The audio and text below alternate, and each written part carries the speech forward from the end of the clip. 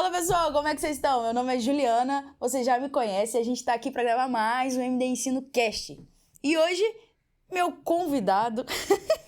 Ela só me convida quando você já sabe, né? Não vou falar mais. Meu convidado, Gabriel Rangel, intensivista famosíssimo. É famosíssimo aí. Famosíssimo já nas redes.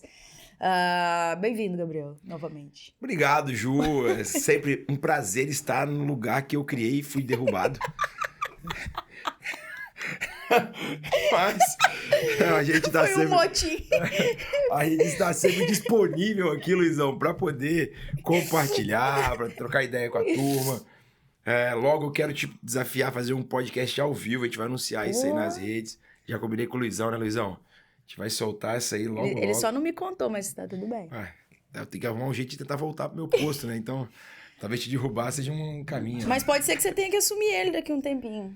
Não, pra quem não sabe... Pra quem não sabe, pode colocar no calendário aí que eu já estou ansioso. Quando que é? Setembro.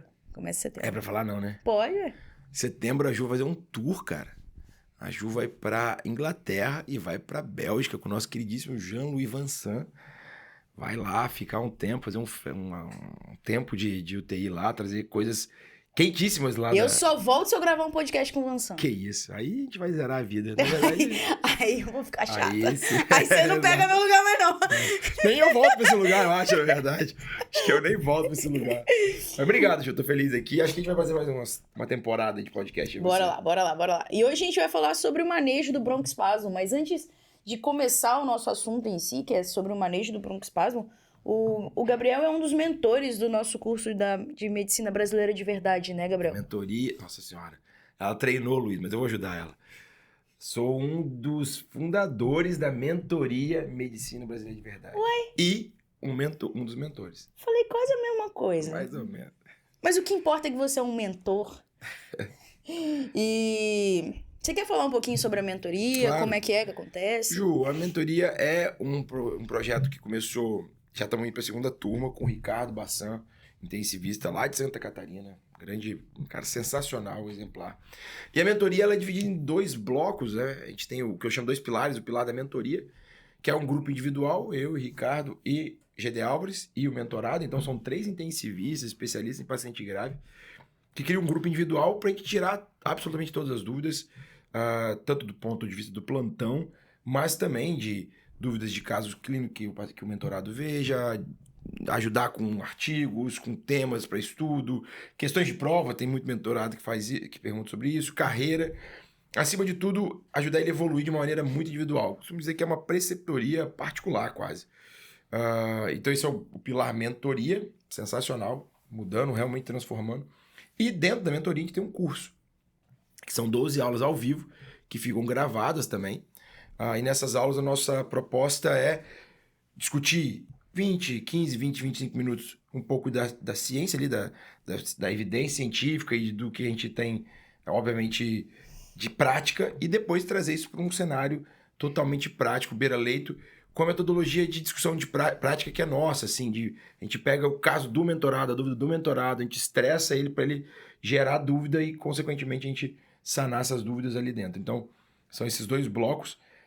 É um curso que a gente chama de vitalício. Você sabe que eu não acredito em curso que tem limite, porque para mim o aluno agora é totalmente diferente do mentorado que é 6 meses. Então, se ele quiser assistir de novo a aula, ele pode assistir. O nosso grupo fica para sempre, porque a gente cria um vínculo. Então, essa é a Mentoria Medicina Brasileira de Verdade, que tem esse nome, justamente porque a gente pega a ciência, a evidência e transforma ela dentro da nossa realidade brasileira. Então, essa é outra pauta que a gente acha que é totalmente equivocada. Muita gente estuda e ensina muito em cima de literatura e ciência europeia, americana, mas na hora de aplicar aqui a gente não tem os recursos, não tem nada. Então, nosso objetivo é pegar qualquer médico, todos os médicos interessados, e transformar em qualquer ambiente que ele esteja, ele num médico capacitado. A gente gosta de falar que a gente ensina a pessoa, a gente quer ensinar a pessoa a ser médico, não só a medicina. Caramba. E que incrível, assim, tem um grupo do WhatsApp, o mentorado e 3 intensivistas. E ele pode ali perguntar sobre qualquer coisa que ele quiser. Exatamente. Inclusive, você se perguntar qual que é posição da Ucrânia na guerra, provavelmente você vai saber, Se né? perguntar pra mim, eu vou adorar, inclusive, de conversar sobre geopolítica. Que tem sido um dos meus... Geopolítica e espaço tem sido meus dois estudos não médicos e não empresariais. Se quiser falar da vida, falar sobre relacionamentos amorosos, qualquer Gosto dúvida... Também. Gosto também. Você sabe que eu tenho algumas críticas a relacionamentos amorosos. Mas quem quiser conversar sobre isso... Não, é incrível. Luiz acho que vai comprar. Deveria, Luizão. Não só ele, né? Outras pessoas nessa sala. Tem mais alguém? Tem mais ninguém aqui, não. Não, eu sou casado, tenho 2 filhos, muito bem casado. 15 anos, então assim...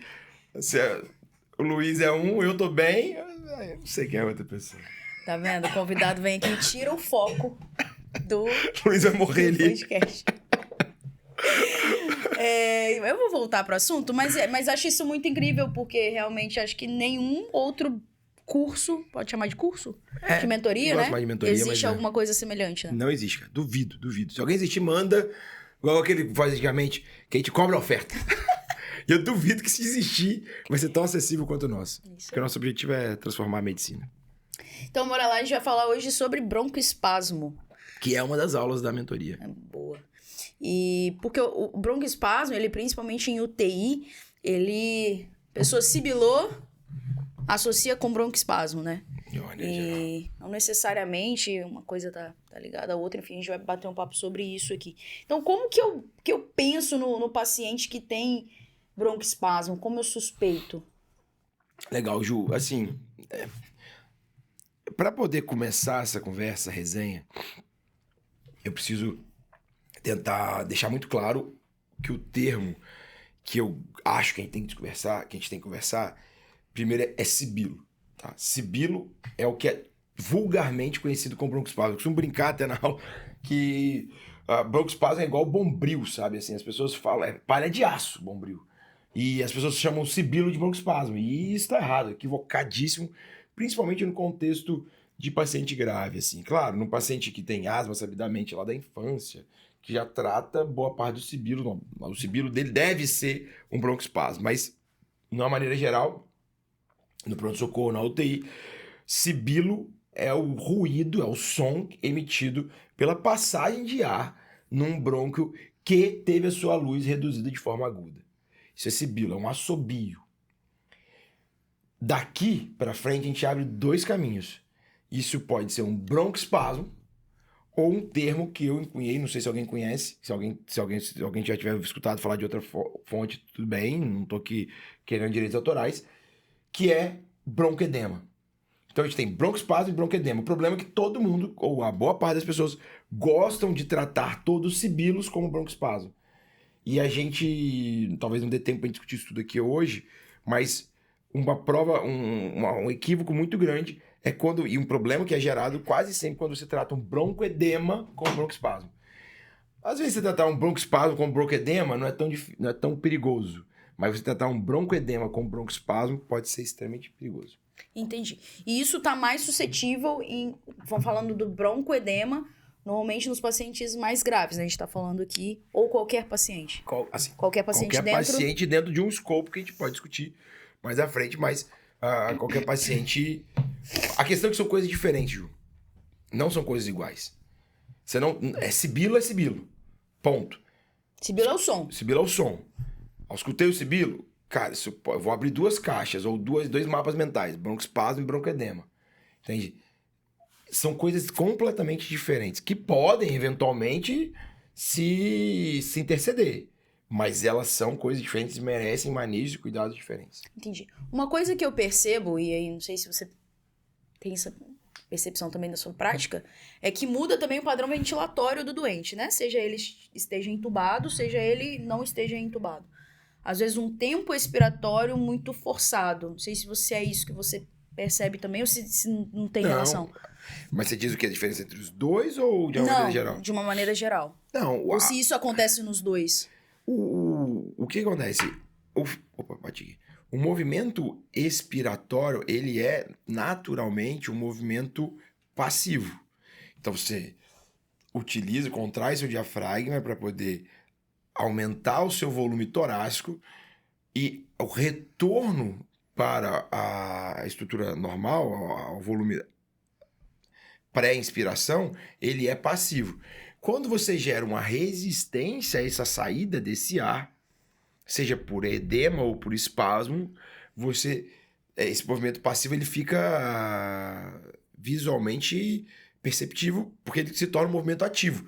Eu preciso começar a contrair principalmente musculatura abdominal para ajudar a expelir, vamos dizer assim, a jogar esse ar para fora da caixa torácica. Então esse movimento que você observa, e que muitas vezes você não precisa nem eu diria na maioria das vezes, não precisa nem de estetoscópio para poder observar que existe um sibilo, que existe uma restrição aérea, e aí no paciente entubado, aqui vai um insight importante. Isso pode acontecer muito por rolha, porque aqui a gente tem um negócio. Eu acabei de falar que broncoespasmo e broncoedema são problemas na estrutura brônquica. Quando eu intubo o paciente, eu tenho uma continuidade dessa via aérea, né? O circuito se fecha através do tubo. E se eu gero uma resistência de saída deste tubo, por uma rolha, por exemplo, ou por uma traqueomalácia, uma paciente com traqueostomia, eu vou ter um efeito semelhante. Nem sempre eu tenho um sibilo, mas esse efeito de forçar o ar a sair, né? O ar a sair, isso é muito comum. E quais as principais causas para esse broncoedema? Legal. Vamos lá. Eu falei que broncoedema e broncoespasmo são coisas diferentes. O broncoedema, Ju, ele é, primeiro, uma coisa importante, ele é muito mais prevalente do que o broncoespasmo. Apesar de as pessoas não acharem isso. E nas aulas eu discuto, e até os mentorados, enfim, a gente aprofunda mais em tudo isso, até eles entenderem o porquê, às vezes demora a cair a ficha um pouco. Mas por que eu digo isso? Bem simples. O que é mais comum, Ju? Um paciente com insuficiência cardíaca ou um paciente com asma? Insuficiência cardíaca. Estatisticamente. Sim. O que é mais comum? Um paciente com insuficiência cardíaca ou com DPOC? Estatisticamente. Acredito que insuficiência cardíaca. Exato. Então, a maior parte dos seus broncoespasmos ou dos seus sibilos tendem a ser broncoedema. Porque na sua incidência você tem mais paciente com insuficiência cardíaca descompensada chegando ao pronto-socorro do que com DPOC. E isso tende a aumentar, porque a população está envelhecendo, hábitos não tão saudáveis, mas reduzindo o hábito de tabagismo, por exemplo. Então, boa parte dos espasmos que a gente encontra são edemas. E aqui, nisso, eu já te respondi um pouco de quando pensar em broncoedema, principalmente quando eu tenho um paciente que tem um risco de aumento da água extravascular pulmonar. Quando isso, por exemplo, num paciente com insuficiência cardíaca, num paciente com dengue, que encheram 10 litros de fluido para ele nas últimas 24 horas, ou seja, no paciente hipervolêmico. São cenários que eu tenho aumento da água extravascular pulmonar. Então, da mesma forma que você pode ter um edema por derrame pleural, por exemplo, você pode estar encharcando toda vez que você tem... O brônquio, né? Ó, vamos voltar aqui uma casa. Toda vez que você tem... Quem tá na faculdade, ou quem saiu agora, ou talvez até quem já tá mais à frente. O que são estertores? O que é o exame? Eu tô te questionando, porque eu tô imaginando alguém ouvindo. O que você ausculta de estertores quando você tem um edema agudo franco? Estertor crepitante. Crepitante, bolhoso, o que significa? Sim.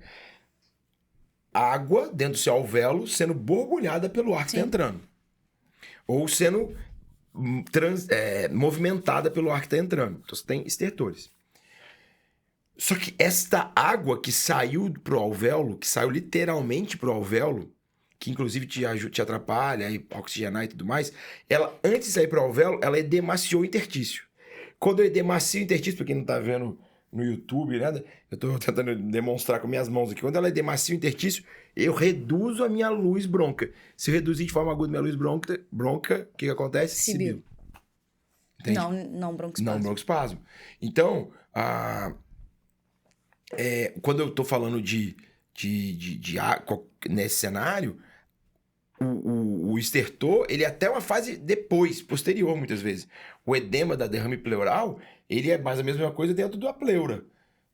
Nada mais é do que uma água extravascular. Eu gosto muito desse termo, você sabe, eu sempre falo isso. Nada mais é do que uma água extravascular pulmonar. Legal. Não tá dentro do vaso, tá fora do vaso. E aí, pensando em diagnóstico, o que pode ajudar a gente a diagnosticar esse edema? Eu acho que, Ju, a sua pergunta é muito pertinente. Porque, primeiro, dentro do exame físico, vamos lá, do baixo recurso para o alto recurso. Baixo recurso, você vai auscultar e vai ouvir sibilo ou bar estertores. Aqui já tem uma coisa importante. Se eu escuto sibilo com estertor, principalmente se esse estertor for difuso, eu já começo a pensar mais em broncoedema do que necessariamente broncoespasmo, que eu vou ter um sibilo com, eventualmente, um estertor mais focal, de uma área de consolidação, ou com a ausência de estertor, porque, na verdade, o problema é só no bronco. Então, se tem estertor, eu já posso começar a pensar mais aqui. Quando eu vou, a gente está no exame físico, a gente passou um pouquinho de história que você vai entender. Quando eu vou para o exame físico, se eu identifico muito edema, por exemplo, periférico, esse paciente é um paciente que tem um risco de água extravascular maior. Se eu identifico um paciente que é um DPOC emagrecido, baqueteamento digital, ou se eu tenho aí já está entrando um pouquinho na história, mas se eu tenho um jovem que não tem problema cardíaco absolutamente nenhum, uma pessoa que não tem nenhum tipo de história cardíaca, esse paciente eu começo a olhar mais para o broncoespasmo. Agora, o determinante maior para mim é a história clínica. Porque se eu pego uma senhora de 68 anos, hipertensa, diabética, edema, que fala que toma furosemida em casa e tá sibilando, por que eu vou pensar que essa mulher tá fazendo uma crise de asma aos 68 anos? Entende? Pode acontecer de você ter sibilo, geralmente até mais focal, mais localizado, por conta de uma pneumonia que consolida, que oblitera, ou até por um derrame pleural que obstrui um pouco, que faz efeito ali de deslocamento pulmonar. Pode acontecer, pode, mas, poxa, hipertenso, diabético, furosemida em casa e que comeu churrasco ontem, ou uma insuficiência renal crônica que tem o mesmo comportamento, chega com 200 de pressão arterial, putz, eu vou pensar que isso é broncoespasmo, sendo que ele nunca teve história nenhuma. Ou um cara que chega, um paciente de 58 anos, baqueteamento digital, as unhas todas tingidas do tabaco, que fuma 50 maços anos, você vê aquele tórax em tonel. Vou pensar que esse cara, ele até pode ter ICC, mas esse cara, para mim, tem muita mais chance de ser broncoespasmo. Então, assim, a história clínica, para mim, ela é determinante, quase sempre. E, obviamente, aí eu vou para alguns recursos. Ainda no básico, raio-x. Putz, raio-x de um broncoedema, eu vou ver derrame pleural, eu vou ver inversão de trama, eu tenho uma cardiomegalia.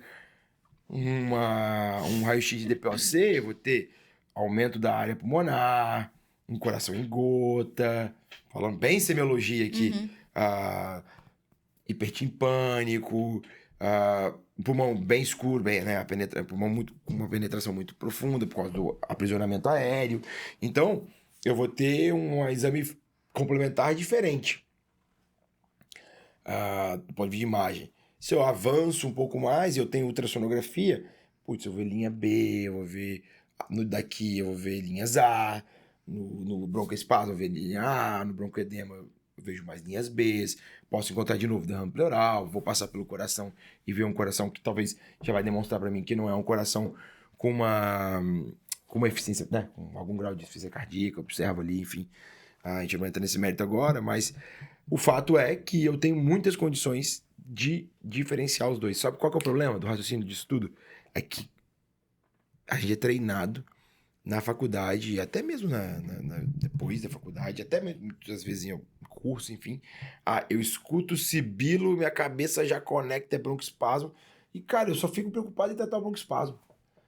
Só que aí qual que é o problema? Que se eu trato o broncoespasmo com beta-2 agonista num paciente que está com ICC, com FA de alta resposta, ou mesmo nem FA, mas que tem uma disfunção diastólica, eu diminuo meu tempo de relaxamento, porque eu faço taquicardia, e piora a minha água extravascular pulmonar.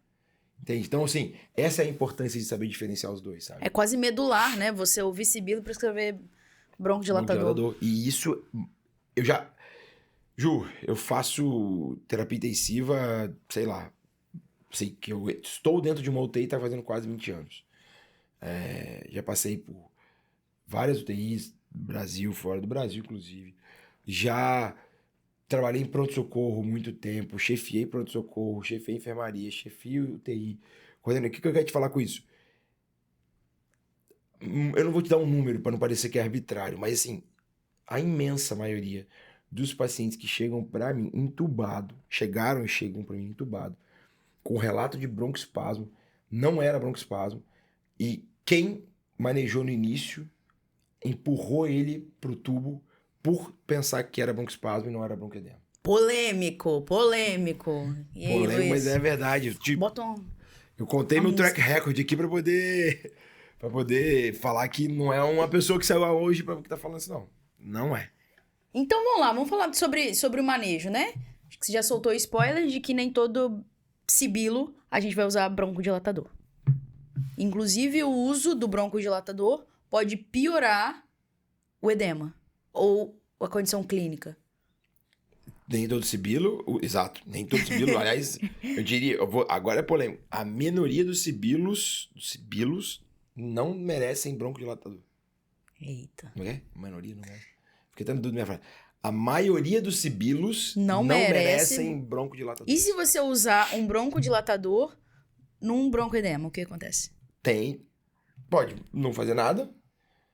Não, ao contrário do que pensam, não deve melhorar nada, porque o paciente não está com espasmo.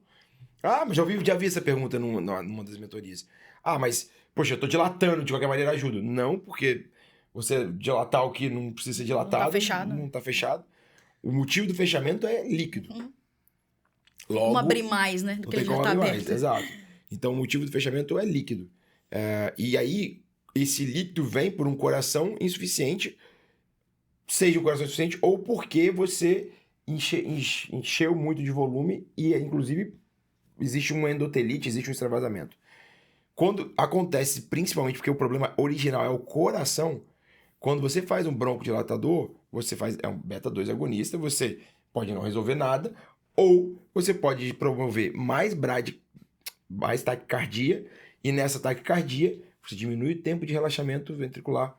E se eu diminuo o tempo de relaxamento ventricular ainda mais no coração machucado, o que acontece? Eu represo mais, porque se eu relaxo menos, eu recebo menos sangue da circulação pulmonar. Se eu recebo menos sangue da circulação pulmonar, eu gero um efeito represa, e esse efeito represa promove extravasamento de água para o extravascular. Ou seja, o broncodilatador potencializou o seu broncoedema. E o que fazer, então, com esse paciente com broncoedema? Agora é a hora que você faz a pergunta, porque você sabe que você vai me cobrar depois, Luiz. Sim, eu vou te responder só pra poder ficar polêmico, assim. Furosemida. Pra quem não sabe, o Dr. Mexan tem vídeo no canal sobre furosemida, no canal do YouTube aí, dá uma procurada. O nome do vídeo chama Furosemida, o equívoco do século. Exato. E agora ele acabou de dizer que o tratamento é furosemida. Será que ele está se contradizendo? De jeito nenhum. Será, Luiz? Será? Isso é pra falar que uma das coisas que as pessoas mais aprendem errado na faculdade de medicina e na história da carreira delas é que existe só uma via. Toda medicação, todo manejo, todo paciente, toda medicação, ela tem um efeito. Olha só, talvez eu vou me alongar e sair um pouco, mas eu vou falar. As pessoas aprendem medicina na faculdade e até depois em caixas, cara. Então elas aprendem assim, eu tenho um sibilo, eu vou fazer broncodilatador.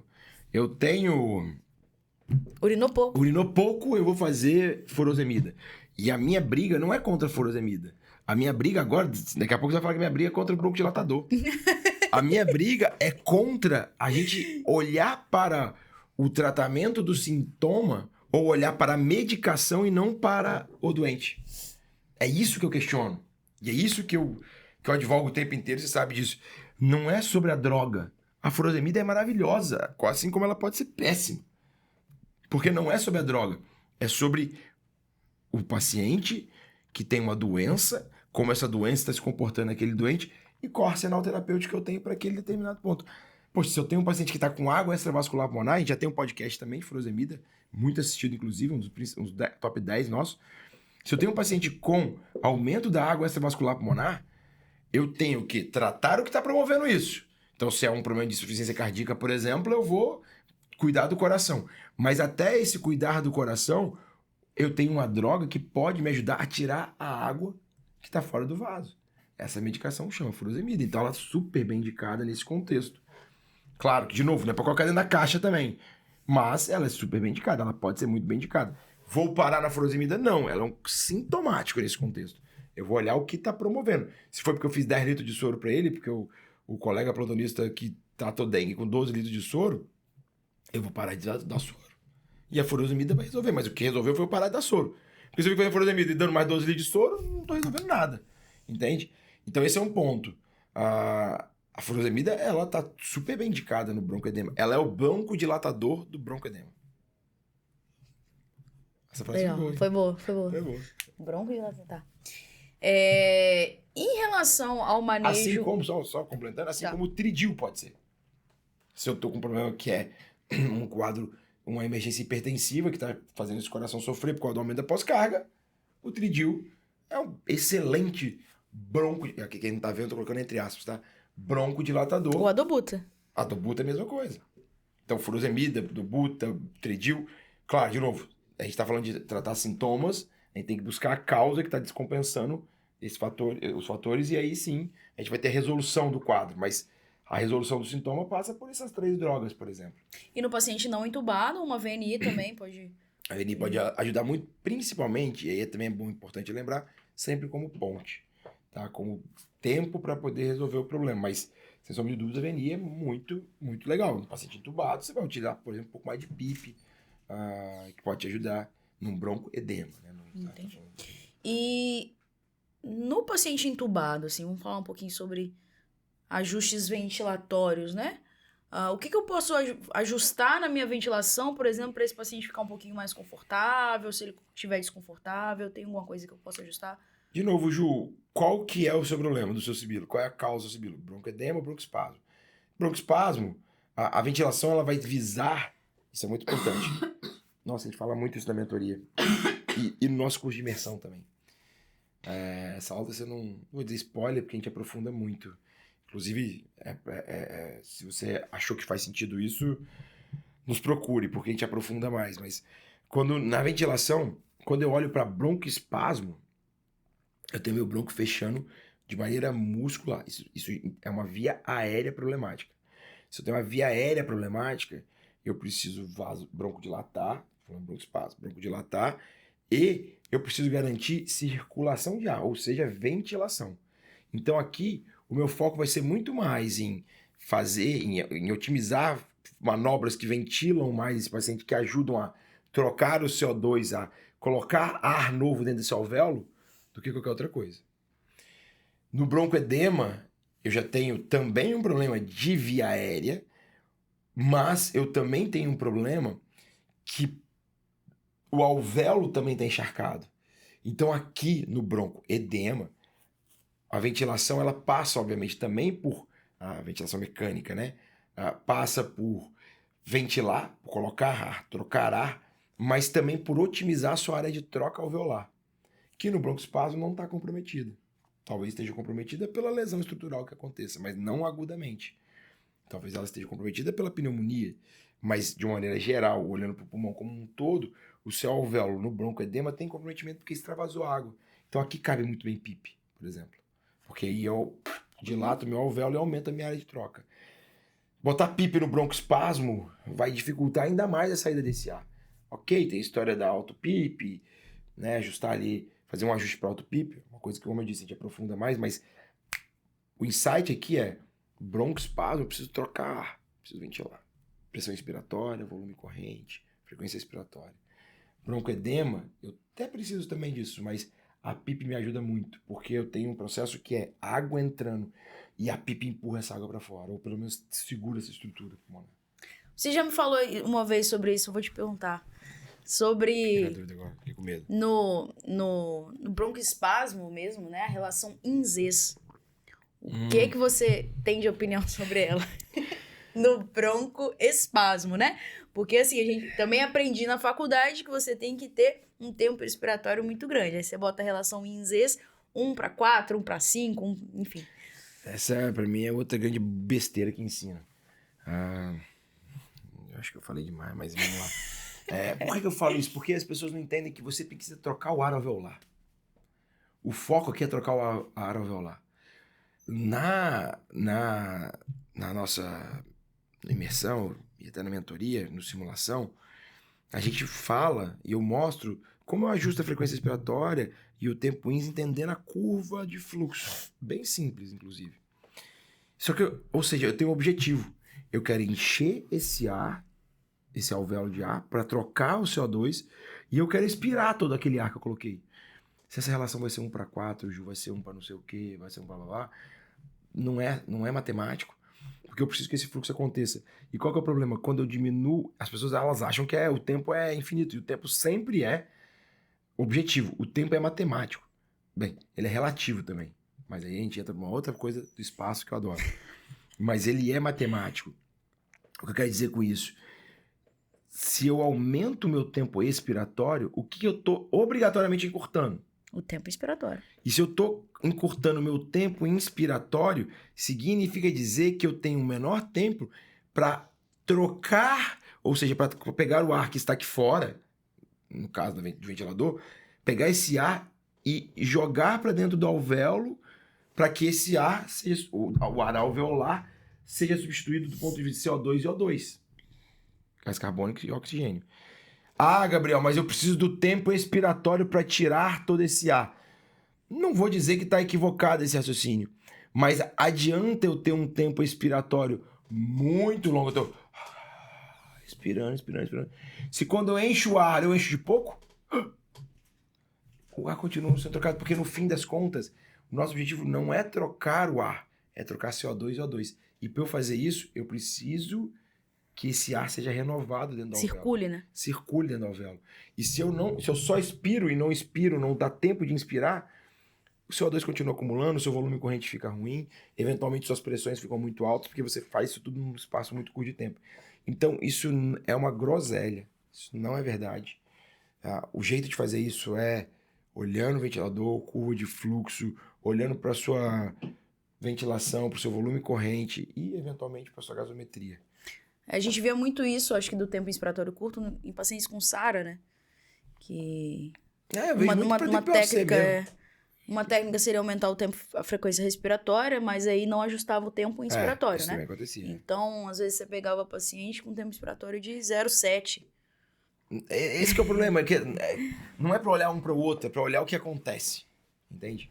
Eu gosto muito pra mim, cara, ajustar a frequência respiratória, ela é totalmente, e tempo respiratório, ela é baseada no resultado e na curva de fluxo, que é simples, não é nada difícil. É muito simples. E é revelador depois que a gente aprende a fazer isso. E aonde você ensina isso? Ela deixou agora, ela mandou bem. Na mentoria a gente ensina pra quem é de longe, pra quem não tá aqui perto, e no nosso curso de imersão, que também tem turma de 29 e de 30 de junho. Pra quem tá aqui em Quem Vitória. quiser se inscrever faz como? Ju, quem quiser se inscrever na mentoria, a gente tá no canal do Spotify, no podcast. O Luiz vai deixar, Luizão, o link do WhatsApp do Alisson, que é nosso consultor aí, vendedor. E na imersão também. Ou procura a gente no Instagram lá e dá um direct, @mdensino. Show. Gabriel, quer fazer mais algum comentário sobre... Ju, acho que a mensagem final que eu queria deixar, vamos dizer assim, engraçado, nós dois estamos de preto, né? Agora que eu olhei pra câmera. Combinandinho. A bermuda, a calça também tá meio Verdade, semelhante. verdade. Luiz. Isso é porque ela não quer que eu venha aqui. Mas essa não era a mensagem final que eu quero deixar. A mensagem final, Ju, que eu quero deixar é... Não achem, não observem, não escutem sibilo e façam uma ligação com o broncoespasmo. Se você estiver fazendo isso, você precisa parar e estudar, mandar mensagem pra gente, fazer qualquer coisa. Porque você tá fazendo errado. Tá fazendo errado. Se você acha que todo sibilo é broncoespasmo, me desculpe, você tá fazendo errado. Tá na hora de rever seus conceitos. Com a gente ou sem a gente, mas tem que rever. Tá bom? Era essa mensagem, mais simples e direta. Legal. Show? Gabriel, muito obrigada. A semana que vem eu tô aqui de volta, Luiz. Ele se autoconvidou. Eita! Vou falar aqui das nossas redes sociais. A gente tá no Instagram, @mdensino. A gente tá no Spotify, que é MD, espaço, ensino, espaço, cast. A gente tá no YouTube como Médico de Valor. Cara, nossa página no YouTube tá bombando. bombando. Luizão?